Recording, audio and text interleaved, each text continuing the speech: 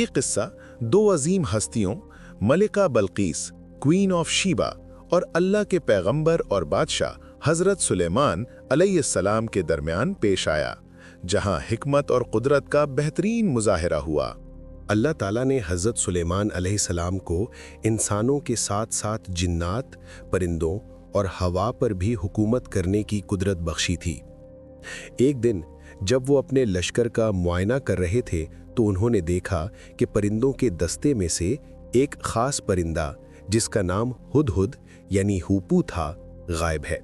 आप अलैहिस्सलाम ने नाराज़गी का इजहार करते हुए फरमाया, हुदहुद कहाँ है? अगर वो कोई वाज़े और ठीक वजह बताए बगैर गायब हुआ है तो मैं उसे सख्त सज़ा दूंगा या उसे ज़िबह कर दूंगा। थोड़ी देर बाद हुदहुद वापस दरबार में हाजिर हुआ और इंतहाई अदब से खड़ा हो गया। हुदहुद ने बताया कि वो एक ऐसी जगह की खबर लाया है जिसका इल्म आप अलैहिस्सलाम को नहीं था।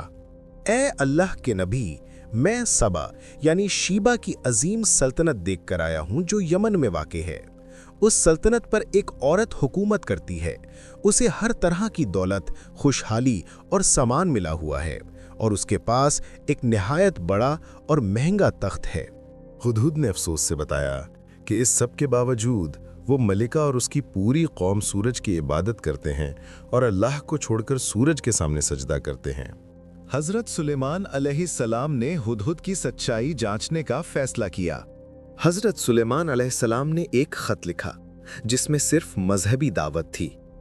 ख़त की इब्तिदा में अल्लाह का नाम था और उसमें मलिका को फरमान बरदारी इख्तियार करते हुए हज़रत सुलेमान अलैहिस्सलाम के पास हाजिर होने का हुक्म था। आप अलैहिस्सलाम ने वो ख़त हुदहुद को दिया और उसे मलिका बल्कीस के पास ले जाकर गिराने और चुप कर उनकी बात सुनने का हुक्म दिया। खत पढ़ते ही मलिका बल्कीस ने अपने सरदारों को जमा किया। उन्होंने कहा, ऐ सरदारों, ये खत सुलेमान की तरफ से आया है। मुझे मशवरा दो कि हमें क्या करना चाहिए। सरदारों ने जंग का मशवरा दिया और कहा, हम बड़े ताकतवर और बहादुर हैं। अगर आप हुक्म दें तो हम लड़ने को तैयार हैं। मलिका बल्कीस, जो एक समझदार हुक्मरान थी, उसने इस मशवरे को ठीक नहीं समझा।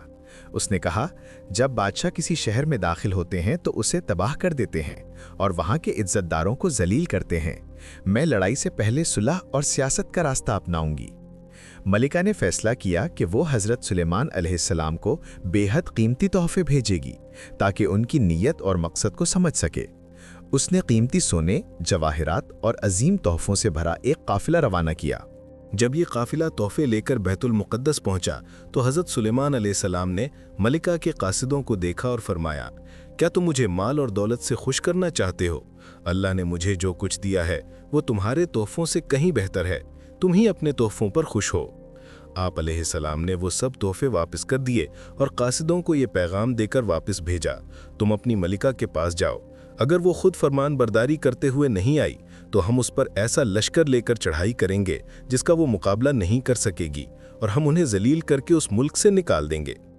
कासिदों ने वापस जाकर मलिका को पूरी बात बताई। मलिका बल्कीस फौरन समझ गई कि ये कोई मामूली बादशाह नहीं, ये यकीनन अल्लाह का पैगंबर है। चुनांचे उसने खुद हज़रत सुलेमान अलैहिस्सलाम से मिलने और उनकी दावत कबूल करने का फैसला किया। जब मलिका का काफिला करीब आ चुका था, हज़रत सुलेमान अलैहिस्सलाम को मलिका के आने की खबर मिल चुकी थी। आप अलैहिस्सलाम ने अपने दरबार में बैठे लोगों से पूछा, तुम में से कौन है जो मलिका बल्कीस के यहाँ पहुँचने से पहले ही उसका तख्त मेरे पास ले आए? सबसे पहले एक ताकतवर जिन खड़ा हुआ और बोला, मैं वो तख्त आपको आपकी जगह से उठने से पहले ही ला दूंगा। लेकिन फिर एक आलिम यानी जिसके पास किताबी इल्म था वो खड़ा हुआ और कहा, मैं वो तख्त आपकी आंख के झपकाने से पहले ही आपके पास ले आऊंगा। और अगले ही लम्हे हज़रत सुलेमान अलैहिस्सलाम ने देखा कि मलिका बल्कीस का तख्त हज़ारों मीलों का फैसला तय करके जज्बाती यानी टेलीपोर्ट होकर आप अलैहिस्सलाम के सामने मौजूद है। हज़रत सुलेमान अलैहिस्सलाम ने अल्लाह का शुक्र अदा किया और हुक्म दिया कि तख्त की शक्लो सूरत में थोड़ी सी तब्दीली कर दी जाए ताकि मलिका की अकल और पहचानने की सलाहियत का इम्तिहान लिया जा सके।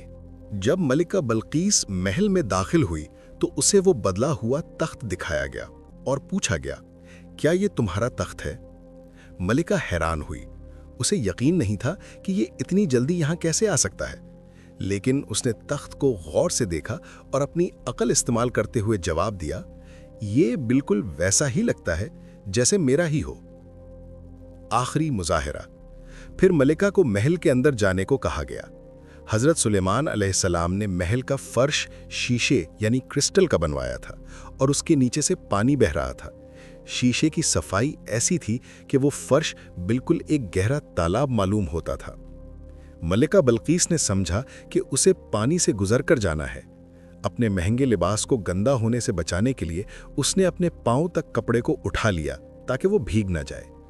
हजरत सुलेमान अलैहिस्सलाम ने उसे रोका और फरमाया, ये तो शीशे का चमकदार फर्श है।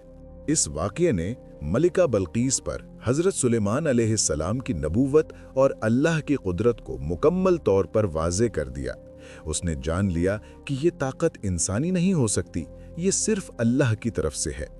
मलिका बल्कीस उसी वक्त सजदे में गिर गई और सच्चे दिल से ऐलान किया, ऐ मेरे रब, मैंने अपनी जान पर जुल्म किया और अब मैं सुलेमान के साथ होकर तमाम जहानों के परवरदिगार अल्लाह के आगे सर झुकाती हूँ, ईमान लाती हूँ।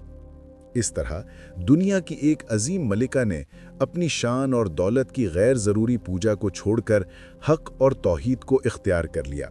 रिवायत के मुताबिक मलिका बल्कीस ने इस्लाम कबूल कर लिया। कुछ रिवायत में जिक्र है कि बाद में हज़रत सुलेमान अलैहिस्सलाम ने उनसे शादी कर ली और उन्हें उनकी हुकूमत पर बरकरार रखा, जहां उन्होंने इंसाफ और अल्लाह की तौहीद के मुताबिक हुकूमत की।